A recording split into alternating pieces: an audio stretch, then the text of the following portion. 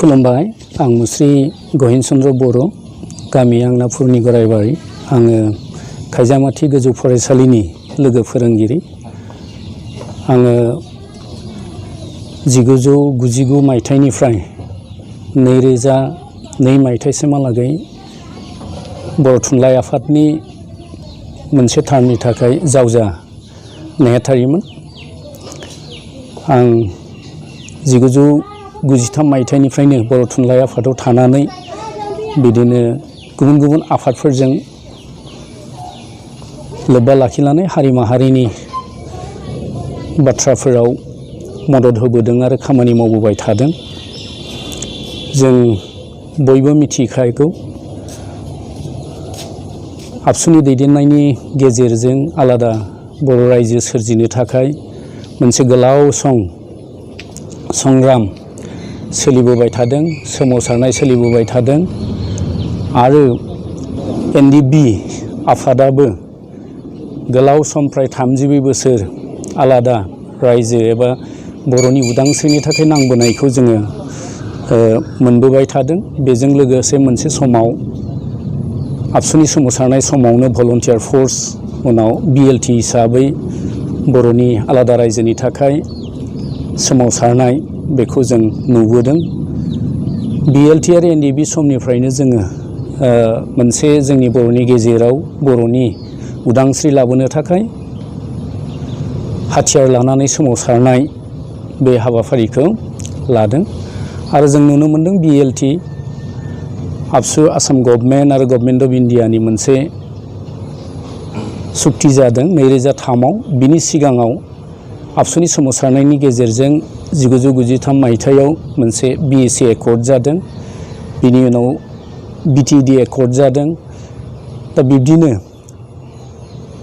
एनडिबिनि सोमावसारनाय आबसुनि सोमावसारनायनि गेजेरजों आलादा रायजोनि सोमावसारनायखौ नारा-नाथा लाबोबाय थादोंमोन आरो बिब्दियैनो गोबां आफादफोरनि सावरायलायनायनि गेजेरजों 2020 मायथाइनि जानुवारि दाननि 27 खालाराव मोनसे गोदान गोरोबथा जायो। बर'नि हारियारि आफाद आबसु, एनडिबि आफाद, गावस्राना थानाय गासै आफाद आरो इउबिपिअ लोगोसे आसाम गभर्नमेन्ट अफ इन्डिया बिनि गेजेराव मोनसे सुक्ति जायो, मेम'रेन्डाम अफ सेटेलमेन्ट जायो। दा बेवहाय जोङो बयबो मिथिनो मोनखादों जे बे सुक्तिनि गेजेरजों जि मोनसे गोरोबथायाव फैदों बेवहाय साखि हिसाबै बिटिसिनि चिफ हाग्रामा महिलारियाबो सहि खालामदों, आसामनि गिबि मन्थ्रि सर्बानन्द सन'वालाबो सहि खालामदों आरो आसाम सरकारनि सोलोंथाइ मन्थ्रि आरो देहा बिफानारि मन्थ्रि हिमन्त बिश्व शर्मायाबो माने साखि हिसाबै बेवहाय बाहागो लादों, सहि खालामदों। दा बिदिहाय जोङो बे गोरोबथाखौ नायबिजिरब्ला नुनो मोनो बियो बुंनो थाङोब्ला गमामायै मोनसे जोङो बर'नि थाखाय मोजां गोरोबथा होननानै जों बुंनो हायो आरो बेयो मोनसे सान्थिनि गोरोबथा।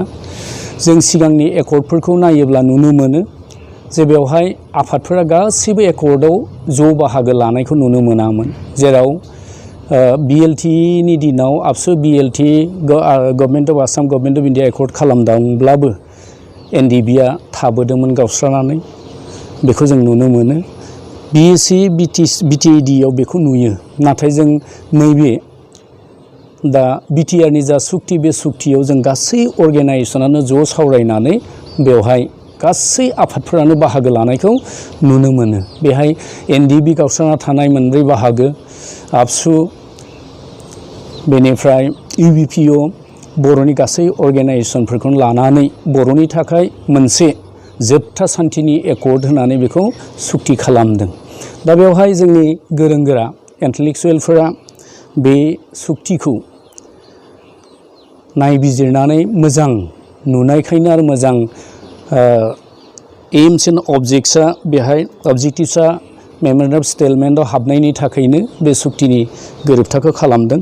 बेहाय गाहायै जोङो मोनसे खोथाखौ बुंनो नांगोन, बर' हारिनि थाखाय जि पलिटिकेल, इक'नमिक, ससिय' कालचारेल आरो आइडेन्टिटि जायनि थाखाय गाहायै बर'फ्रा नांबोदोंमोन, बेखौ माने रैखाथि खालामनो, सेफगार्ड खालामनो थाखायनो आरो बेखौ जौगाखां खालामनो थाखायनो, बर'नि गांनाय उखैनायखौ सुफुंनो थाखायनो बे गोरोबथाखौ बेखौ थांखि लानानै खालामदों।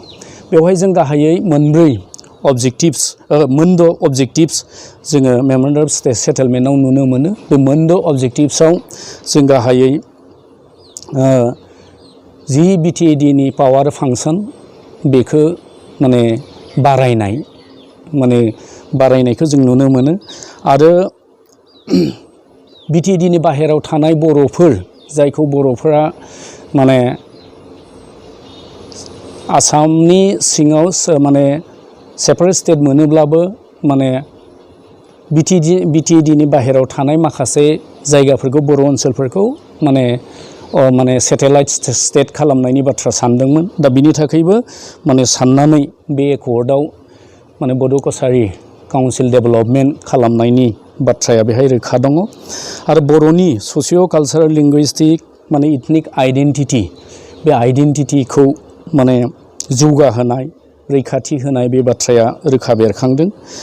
बेवहाय ट्राइबेलफोरनि थाखाय लेन्ड राइट्स बेखौ सेफगार्ड होनाय, बिनि थाखायबो बेवहाय दङ। आरो स्पेसियेलि ट्राइबेल एरियानि थाखाय माने गोख्रै जौगाखां लाबोनाय बे बाथ्राया बेवहाय दङ।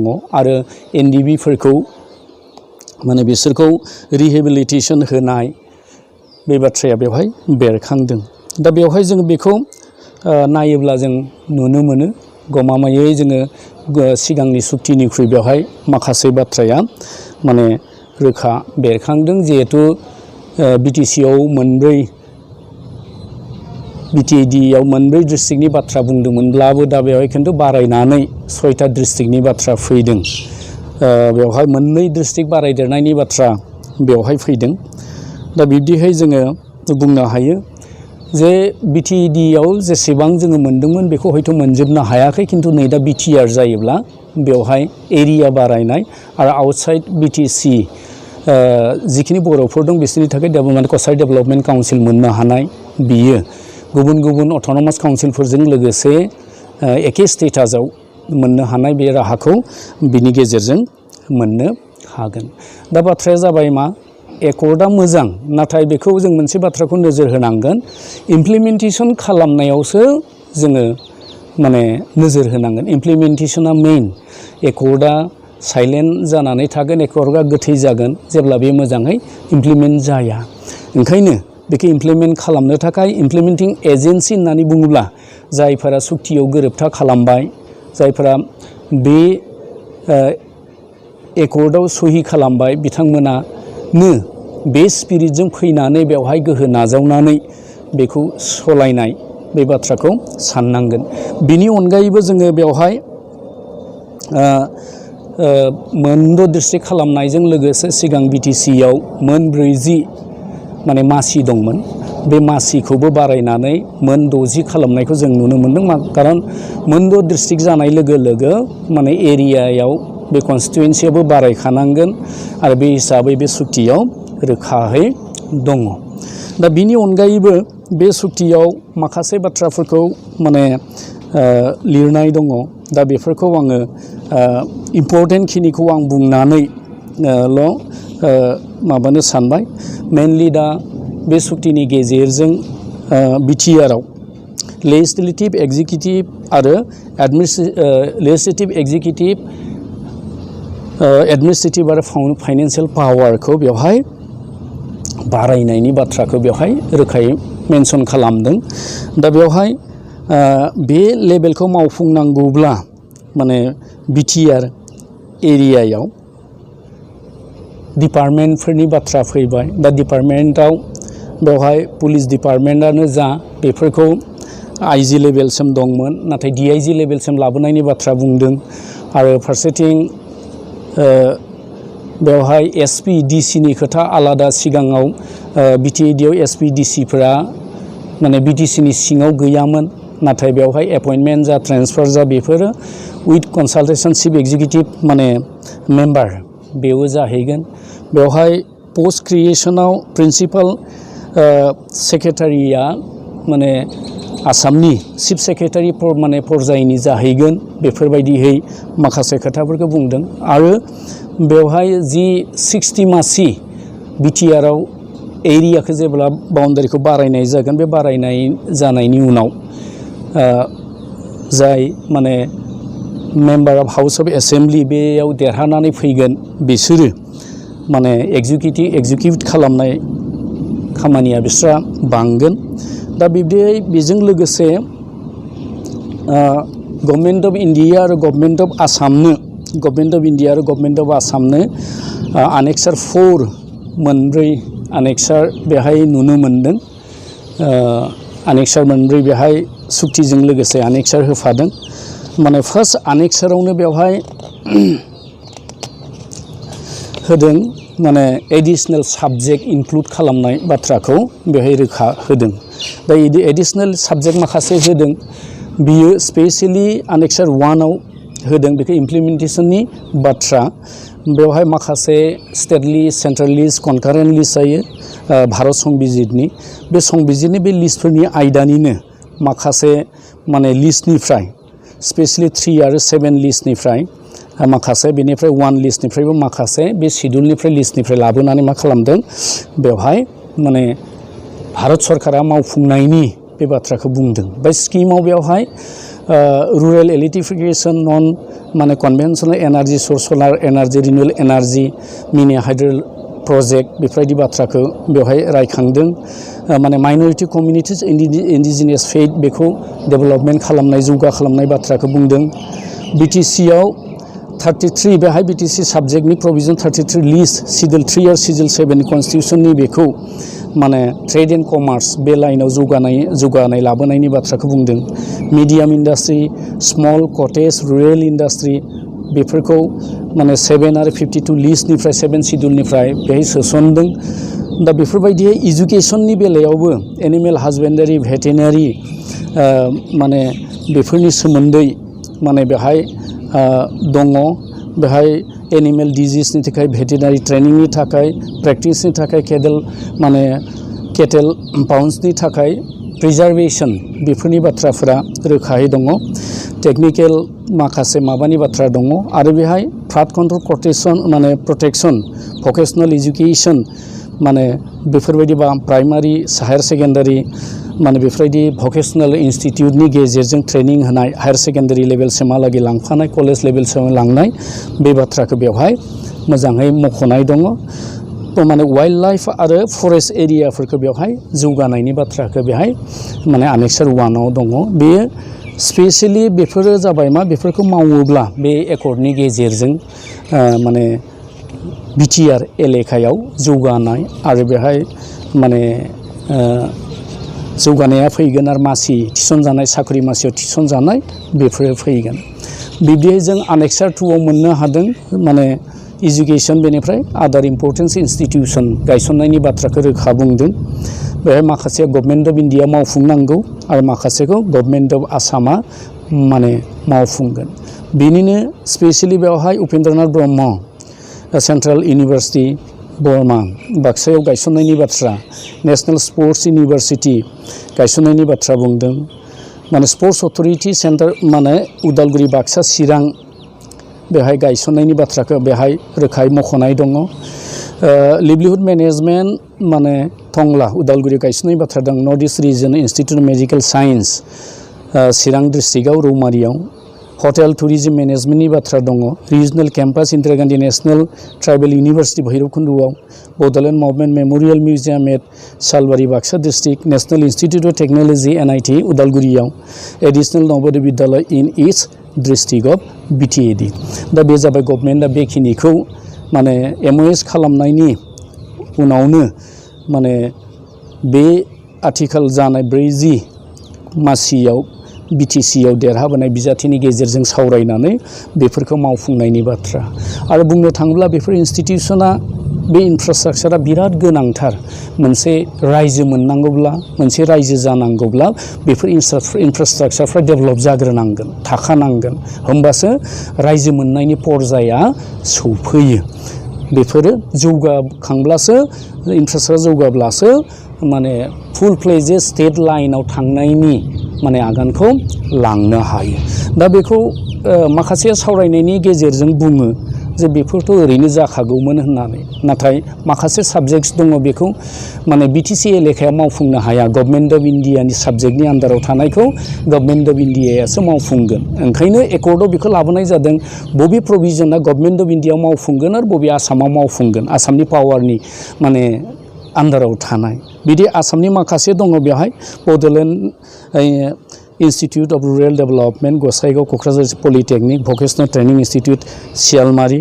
अर्गेनिक इउनिभार्सिटी दङ भेटेनारि कलेज दङ हस्पिटाल दङ माने पारामेडिकेल नार्सेस दङ प्रभिलाइजेसन कलेज मिउजिक माने फाइन आर्ट्स बेफोर दङ Birsa Munda cultural complex Swami Vivekananda youth centre doctor Bhupen Hazarika memorial multipurpose Gurkha Bhavan at Chirang खेराइसालि centre for Bodo' art and culture बिदि बाथौ हारिमुफुरि बेफोरबायदि माखासे इन्स्टिट्यूट गायसननाय स्टेटनि आन्दाराव होदों दा बेवहाय जों नुनो मोन्दों बे आनेक्सार 2आव गुबुन गुबुन बिटिसि एलेखायाव थानाय हारिफोरनि थाखायबो माखासे फसंथानफोरखौ बेहाय लाबोदों खारन जोङो गासै हारिफ्रानो खौसे जानानै रायजो जानांगोन आरो जोङो एलेखाखौ जौगाहोनांगोन आरो जोङो मोनसे रायजो मोननांगौब्ला गासै हारिखौ लानानैनो जोङो हारि माहारिखौ लानानैनो जोङो दावगानांगोन बिदिहायनो आनेक्सार 3 दङ बेहायबो गभर्नमेन्ट अफ इन्डिया आरो गभर्नमेन्ट अफ आसामा मावफुंनो गोनां माखासे होदों बेहाय मेइनलि इन्डास्ट्रि आरो माने एमप्लयमेन्ट जेनेरेशननि बाथ्रा बेवहाय होनाय दङ माने जेरैहाय बेहाय गभर्नमेन्ट अफ इन्डिया मावफुंनो गोनां माखासे बेहाय इन्डास्ट्रि लाइननिखौ होदों दा गभर्नमेन्ट अफ आसामा माखासे खालामनो गोनां दं बेवहायबो गभर्नमेन्ट अफ इन्डियाया जिखिनि मावगोन आसामा जिखिनि मावगोन गावबा गाव आलादा आलादा माने लाइनजों बियो जों बर' हारिनि थाखाय माखासे जौगानाय लाबोगोन आरो इन्डास्ट्रि जेनेरेट जायोब्ला मा जायो बेहाय एमप्लयमेन्ट जेनेरेशना क्रिएट जागोन मानसिफ्रा गोबां मानसिफ्रा खामानियाव थिसनजागोन माने जौगानाय हाबाफारिया फैगोन ओंखायनो मोनसे रायजो जानांगौबा बेफोरबायदि इनफ्रास्ट्राक्चारा माने थानाया जोबोद गोनां दा बिदिनो माने आनेक्सार 4आवबो बिदिनो गभर्नमेन्ट अफ इन्डिया आरो गभर्नमेन्ट अफ आसामनि मावफुंनो गोनां माखासे होदों बेवहाय कन्स्ट्राक्सन of highway in the name of Banasur from बेहाय माजबाद टु हलंगि जोंहा ओरैहाय माजबादसिमहालागै बिटिसि एलेखायाव हाइवे बानायगासिनो दंखायो बाखि एलेखाया हाइवे बानायनांगौ दङ ओंखायनो बेहाय माजबादनिफ्राय माने सनितपुर डिस्ट्रिक्टनि बे हलंगिसिम लाहैदों जोबथा जिस मोनसे सिमा बायदि खालामनानै दोनदों बेसिम बेखौ हमनानै दोनदों दा बेहाय माखासे कन्स्ट्राक्सन ब्रिज माने धनस्रि भैरबकुन्द संकोस बेफोर ब्रिज बानायनाय बेफोरखौ होदों बेफोरो बिराद दरकार बा नेशनेल स्टेडियाम इनडोर आउटडोर बेफोरखौ नांगौ दा बिदि cancer hospital medical college flyover railway crossing overbridge बेफोरबायदि माखासे खोथा फैयो आरो जेनेबा उदालगुरियाव टंलायाव ओभारब्रिजनि बाथ्रा बुंनो बेफोरखौ जों खालामनो गोसोबानो खालामनो हायो बेखौलाय मानो दरकार माने एकर्डआव मानो सोनांगौ होननानैबो प्रश्न फैदों खिन्थु आसल खोथाया जाबाय मा जे बेफोरखौ स्टेट गभर्नमेन्टआबो मावनो हाया बिटिसिआथ' मावनो हायानो स्टेट गभर्नमेन्टआ फ्लाइओभारखौ बे रेलवेनि साजों मावनो हाया सेन्ट्रेलनि आन्दाराव दंखाथारो सेन्ट्रेल गभर्नमेन्टनि गेजेरजोंसो सेन्ट्रेल गभर्नमेन्टआसो फ्लाइओभारखौ मावनांगोन दा बे इनफ्रास्ट्राक्चार जिखिनि दङ बेफोरो माने हाइवेआनो जा स्टेडियाम बायदिसिना बेफोरो जौगानायनि थाखाय जोंनो खोब माने दरकार दा मोनसे जोङो बे बिटिआर सुक्तिनि गेजेरजों सोलोंथाइ बिथिङाव गाहायै जोङो मोनसे बाथ्राखौ बे सुक्तियाव मोननो हादों बे जाहैबाय मा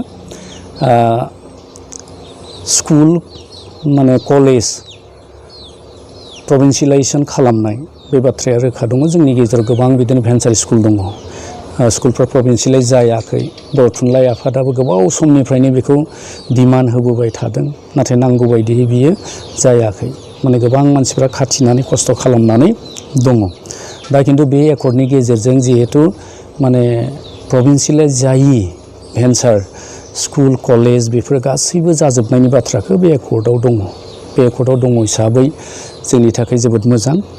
बियो हयथ' सिगांनि सुक्तियाव गैयामोन आरो दानि सुक्तियाव फैबाय आरो बे हिसाबै प्रभिन्सियेलाइज जाजोबब्ला जोंहा माने जोबोद मोजां जागोन। आरो दा सिगां बिटिएडिआव बाहेर जोंनि बे बिटिसिनि बाहेर बे बाहेराव थानाय बर'फोरनि थाखाय जेबो गैयामोन। डिमान्ड खालामबाय थादोंमोन माने एसटि हिल्स हिसाबै बिसोरखौ बा एसटि हिसाबै गनायथि होनांगौ होननानै। नाथाय दा आथिखालनि सुक्तियाव एसटि हिल्स हिसाबै गनायथि होनायजों लोगोसे बे सुक्तियाव दङ बेहाय माने बड' कसारि वेलफेयार काउन्सिल माने दानायनि बाथ्राया रोखा दंखायो। माने माखासे हारिफोरनो जेरैहाय अट'नमास काउन्सिल होदों बे समपर्जायनो बेजों लोब्बा लाखिनानै दानायनि बाथ्राखौ होदों आरो बे थानाया जोबोद मोजां।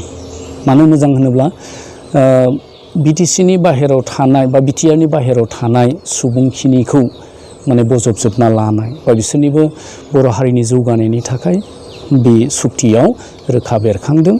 आरो बिनि अनगायैबो दिनै बर'फोरा खालि माने आसामावल' गैया, आसामनि बाहेरावबो दङ, भारतआवनो दङ। दा गासै भारतआवनो दङब्ला दा बिथांमोननिबो जौगानायनि बिथांमोनाबो जोंनि हारिमु राव थुनलाइ बेफोरखौ माने नायबिजिरनो रिसार्च खालामनो थाखाय माने उपेन्द्र ब्रह्मनि नामाव क'क्राझाराव मोनसे माने बिदि माने कालचारेल लाइनाव बिदि इन्सटिटिउट मोनसे होदों। बियो जोबोद मोजां। दा बिटिसि एलेकायाव सिगाङाव संकसनिफ्राय 5/9 बेसिम सिमा जाना दंमोन। आथिखालाव खिन्थु बेखौ हलंगिसिम लांदों आरो लांनाया जोबोद मोजां जादों। लांबावनो हाबाथ' मोजांमोन, थेवबो बे सुक्तिनि गेजेरजों जोंहा एरियाया माने बाउन्डारिया बारायबाय। बारायनाय लोगो लोगो जोङो मोनसे स्टेट पर्जायनि मोननायनि मोनसे बाहागोआ जोंहा एरबावदों। माने हाइ एरिया एरबाय, सुबुं अनजिमा एरबाय आरो बर'फ्रा जोंहा खुदिनाय दंमोन। ओरैहाय सनितपुर एलेकानि माखासेफ्रा जों हाबासै।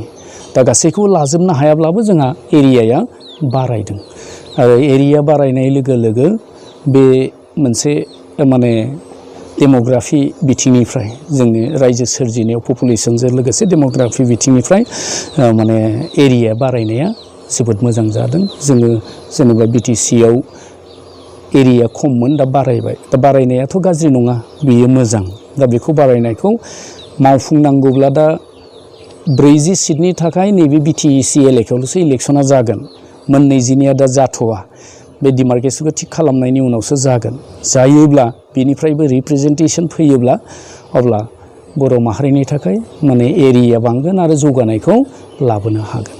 दा बिदिब्ला बे एकर्डआ माने बर'फोरनि थाखाय गोजोनथाव होननानै बुंजायो। जोङो मोनसे खोथाखौ बुंनांगोन जे जोङो स्टेटखौ आबुङै मोननो हायाखैब्लाबो जोङो नैबे खोथाखौ मोनसे स्टेपाव थांदों होननानै बुंनो हायो।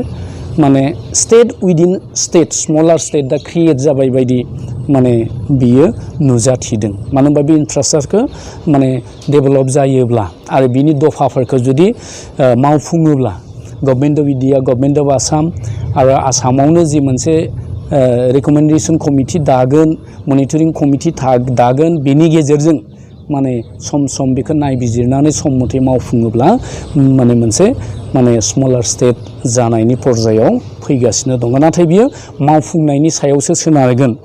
जुदि मावफुंनाया जुदि एग्जिकिउट खालामनाया जुदि जायाब्ला माने गोबां एकर्ड खालामबाय, असमियाफोराबो आसाम एकर्ड खालामबाय, बिदिहै माने गुबुन गुबुन उग्रपन्थिफ्राबो जेनेबा माने बे सोमावसारारि रिभलिउसनारि अर्गेनाइजेसनफ्राबो मा खालामदों, एकर्ड खालामदों। नाथाय बे मावफुंनाया रोखा, बे मावफुंनो हायियावसो साक्सेस जायाखै।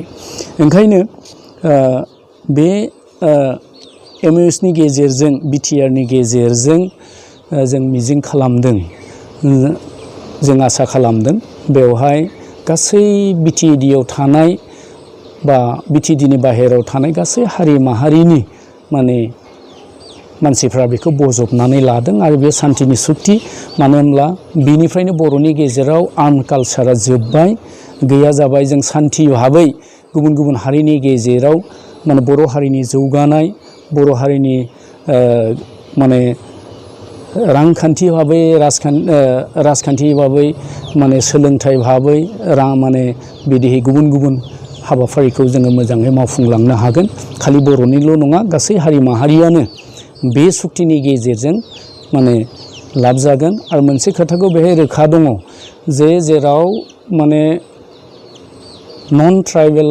पपुलेसना मेजरिटि बे मेजरिटिया माने बाहेराव थांनो गोसोबा थांनो हागोन आरो ट्राइबेल मेजरिटिखौ बेहाय इनक्लुड खालामनायनि बाथ्राखौ बुंदों दा बेबो जोबोद मोजां माने जों नुदों जे बिटिएडि जाखांनायनि उनाव गोजोननाय गैयै फोरमायदोंमोन दा बे एकर्डखौ लानानै गोजोननाय गैयै फोरमायनो हानाय नङा गोसोबानो ओंखारनो हागोन बिसोरो आरो माने गावसोर गोसो दङब्ला बेहाय जुदि माने थानो गोसोब्ला गावसोर थानोबो हागोन बे बाथ्राया बेहाय रोखायै दङ गतिके आं सानो बे मेम'रेन्डाम अफ सेटेलमेन्ट जि जाबाय एबसु एनडिएफबि आसाम गभर्नमेन्ट भारत सरकार इउपिपिअ बिसोरनि गेजेराव जि माने सुक्ति जादों बेयो मोनसे माहारियारिनि थाखाय मोजांनि सुक्ति आरो बियो गमामायै जोंनि गेजेराव माने फैगौ माने बिटिसिनि बिसायख'थियाव देरहानानै बे फारसे खामानि मावनायाव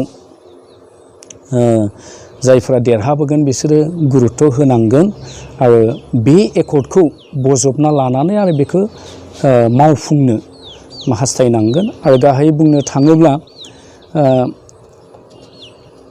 बिटिसि एकर्ड जाखांनायनि उनाव बिएलटिआ इन्टारिम काउन्सिल फैनायखाय बिस्रा मोनसे सुजुग मोन्दोंमोन खिन्थु नैबे बिटिआरआव बिदि इन्टारिम काउन्सिलबो गैलिया बेवहाय डाइरेक्ट माने रायजोफ्रा सायख'नायनि गेजेरजों देरहाना फैनानै बेखौ सामलायफैनांगोन बे हिसाबै माने पिपुल्स मेन्डेटनि गेजेरजोंनो माने दैदेनजानायनि माबायाव दङ दा बे स्पिरिटखौ नायोब्ला एकर्ड खालामग्राफोरा बिनि एडभान्टेजखौ मोननांगौ खारन बे एकर्डजों जा मोनसे स्पिरिट हाबना दङ बेखौ मावफुंनायनि बेवहाय माने जायफ्रा सुक्ति खालामबाय बे सुक्ति खालामग्राफ्रा बेवहाय रल खालामनो मोनोब्ला भबिष्यताव माने मोजाङै मावफुंजागोन होननानै आं फोथायो आरो बिनि गेजेरजों जोङो बर' हारिनि जौगानाय आलादा रायजो सोरजिनाय बे मोनसे स्टेपआव आवगायबाय होननानै फोथायो बेखौ बुंनानैनो आं नोंथांमोननो आंनो खुलुमनायखौ जासिहरनानै आंनि फोरमायनायखौ एसेयावनो फोजोबबाय गोजोन्थों।